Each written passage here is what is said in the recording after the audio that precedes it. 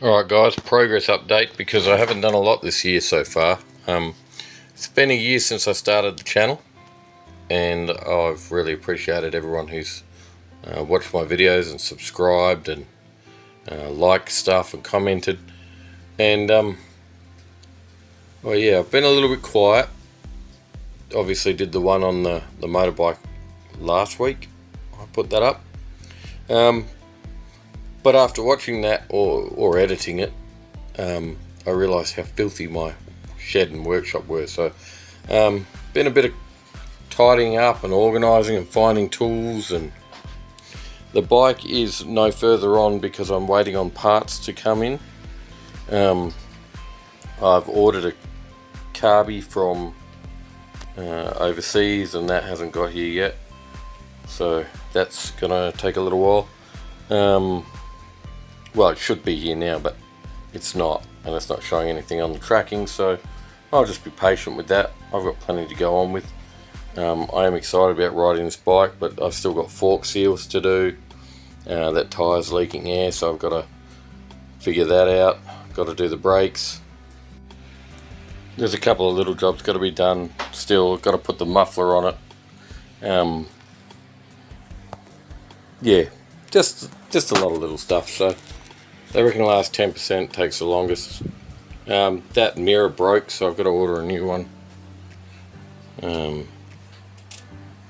So that's a real bummer, but you know, it is what it is, and I've just got to be okay with it. So I am. So yeah, I've had a bit of a tidy up, found a heap of stuff I didn't know where it was. I've been looking for it, so got most of my tools back in where they're supposed to be. Just done a whole lot of organising throughout.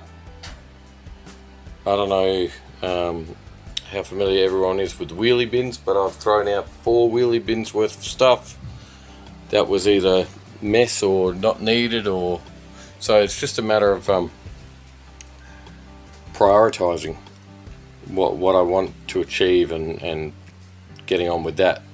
I have thankfully been able to get a lot of stuff sorted out, organised, freed up a lot of brain space, improved the lighting in here somewhat, which is good because it's always been a bit of a problem.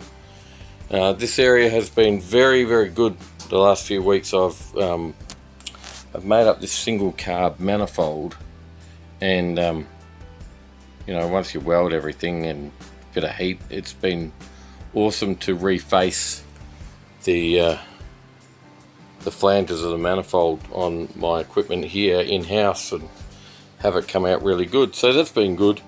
I've moved my welding cart into the other shed and organised all my paints and my tinters and whatnot. So yeah, I've been quite productive, but obviously that's still got to be gone through. But there's never ever going to be an end to stuff that's got to be sorted out.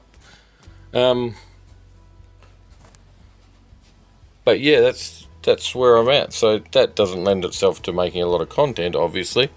But I've really appreciated the time I've had to get my stuff in order and try and figure out how I want things set up.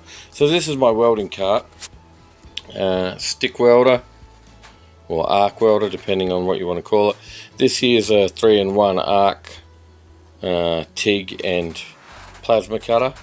That is set up primarily as my plasma cutter. I got it through Sydney Tools. I can't remember what brand it is. Let's see if I can see a brand. No, I can't. Oh wait, there we go. Does it say Italico? Italco. It's a great little plasma cutter, and obviously I've got my clamps and cutting discs and stuff like that here. So this is a good little cleaning. It's an old cleaning trolley. I worked at a school as a cleaner and they wanted to throw it out, so I asked if I could have it. Again, you know, that's that scabbing mentality.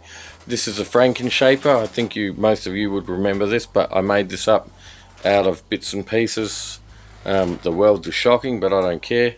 They held together. I have to give it a polish up before I use it again. It's quite wet where I live, so things are always getting rusty. This is an old brass toe ball, 40mm, 38mm. I don't know, I can't remember. Anyway, they're illegal now in Australia because they're too small, and it's made out of brass, so they don't use them anymore. So I use that as my planishing hammer. That's my English wheel, obviously. I've got odds and sods over here that I use for shaping.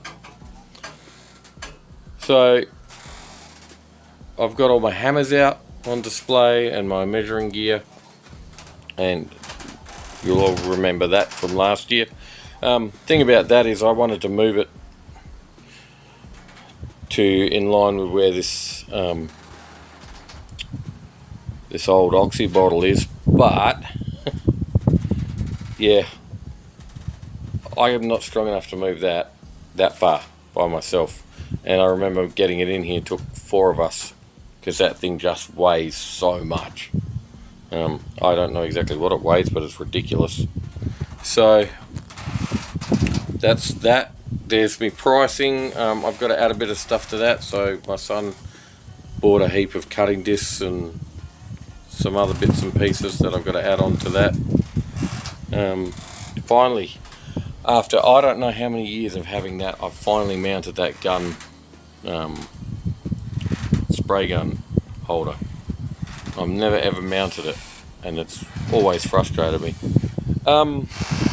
Stop saying I've been listening a lot to Ramsey Solutions. I don't know if anybody has heard of them. It's the #1 podcast on Apple, and they, deal with your finances, and I've been learning a lot off them. And they also have careers guy, and they have a psychologist on their show, and also he does podcasts, or they both do podcasts. And I've been listening to a lot of that stuff, and it's really got me thinking about how I want to live life and what I want to achieve. And part of that was they were talking about how your stuff speaks to you.